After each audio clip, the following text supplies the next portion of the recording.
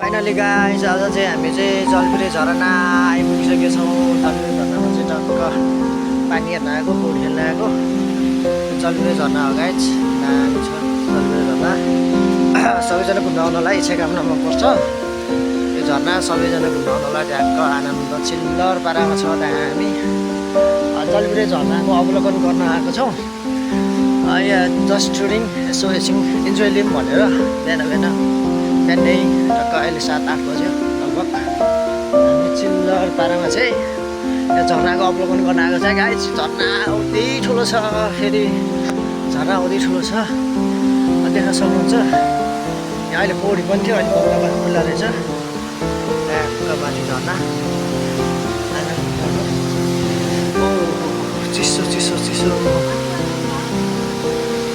चिसो चिसो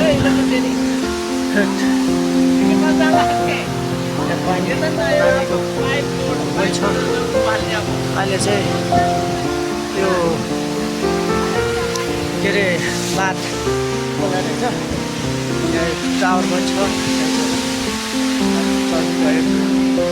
माथि टुप्पाबाटै खस्यो नि गाइस। आन्द्राबाट जस्तै हुन्छ, देख्न सक्नुहुन्छ।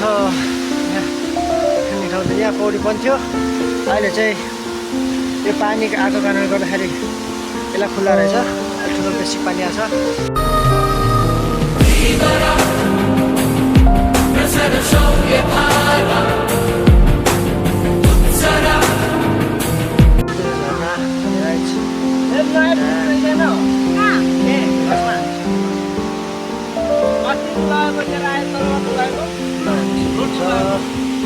पानी पर्नेसँगै झरनाको स्वरूप पनि फेरबदल भएको छ।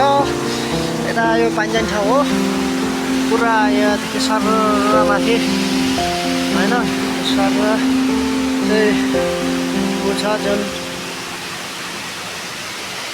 यो कोप्चेरा विशेष खालको झरना हो। यहाँ देख्न सक्नुहुन्छ बवाल छ, सबैजना सिन बवाल छ, घुम्न आउनु सक्नुहुन्छ। यो तल बवाल ठाउँहरू छ, सबैजना घुम्न आउनु होला। आनन्द छ, मजा छ, आनन्द।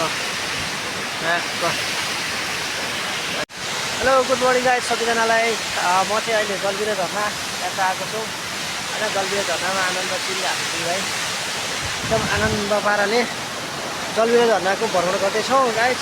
हेर्नुहुन्छ झरना कहाँ छ त, हामी नारायण जान लाग्यो। यसो बाटोमा भेट्ने बेलामा घुमघुम न भनेर चाहिँ अहिले यहाँ टक्क बसिरहेको छ गाइस होइन। त्यसरी चाहिँ टक्क हामी झरनाको अवलोकन गर्दैछौँ होइन।